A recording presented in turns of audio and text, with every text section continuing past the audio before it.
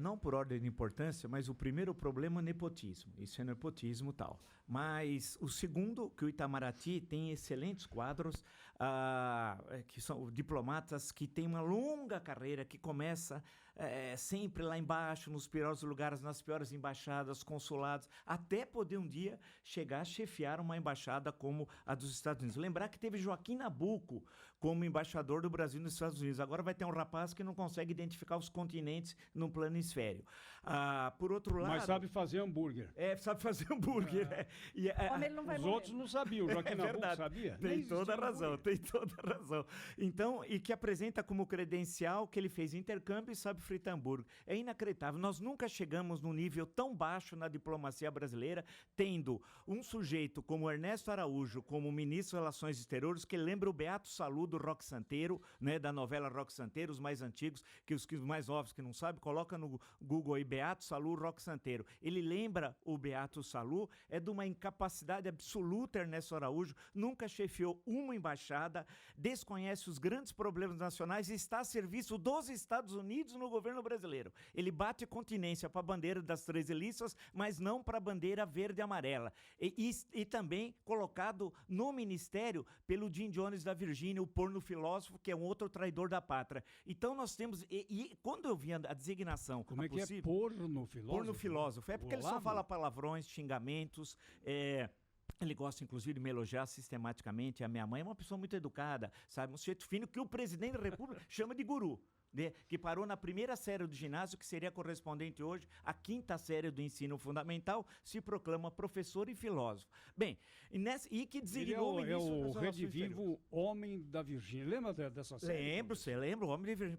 Assisti contemporâneo lá as séries famosas, O Fugitivo, Homem de Virgínia. Ele é o Homem de Virgínia 2.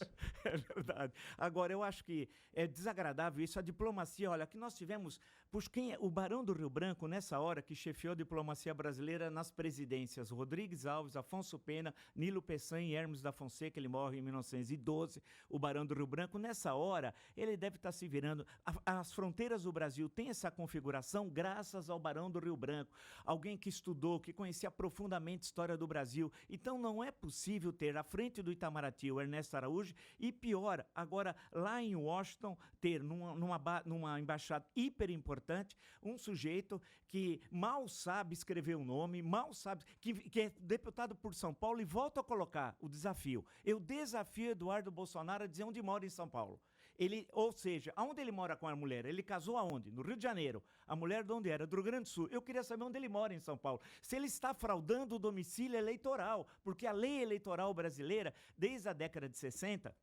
foi criada isso por causa da eleição da Guanabara, em 65, exige o domicílio eleitoral. Eu queria saber, senhor Eduardo Bolsonaro, aonde o senhor mora em São Paulo com a sua esposa, né? Porque não é possível. Aliás, foi o mesmo questionamento que fizemos aqui ao Enéas, né? Lembro, perfeito. O Enéas nunca morou em São Paulo, mas ele dizia, não, mas eu trabalho aqui. Também não sabia onde ele trabalhava.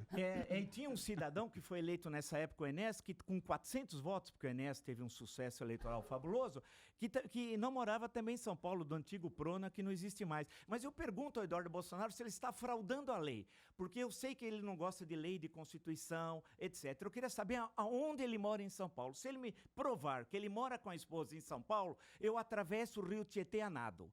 Né? A nado. Eu quero ver aonde ele mora, tal. Agora não é possível um sujeito desse, sem a mínima qualificação de estudo, sem experiência nenhuma, não conhece relações, e está a serviço uma outra coisa importante. Ele é representante do Steve Bannon, que criou uma organização chamada Movimento, que é de partidos de extrema direita e antissemitas, como o governo da Hungria é antissemita, o governo da Polônia é antissemita. Matteo Salvini, vice-primeiro-ministro da Itália, faz parte dessa organização, e ele nomeou esse Bannon, que nem o Trump aguentou, representante da sua organização de extrema-direita para a América do Sul. Ou seja, em resumo, Eduardo Bolsonaro está a serviço de um governo estrangeiro, de uma ideologia exótica, e coloca em risco a segurança nacional brasileira. E não pode representar o Brasil, que ele não representa o governo e nem o pai.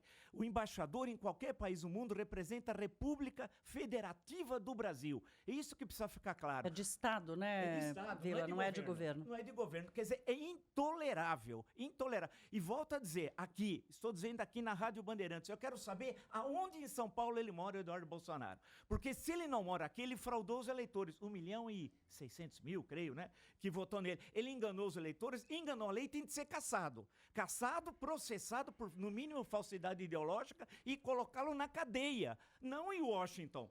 Quer dizer, volto a dizer, Eduardo, o Dudu, não sei como ele chama, Edu, etc, etc. Eu queria saber aonde você mora em São Paulo.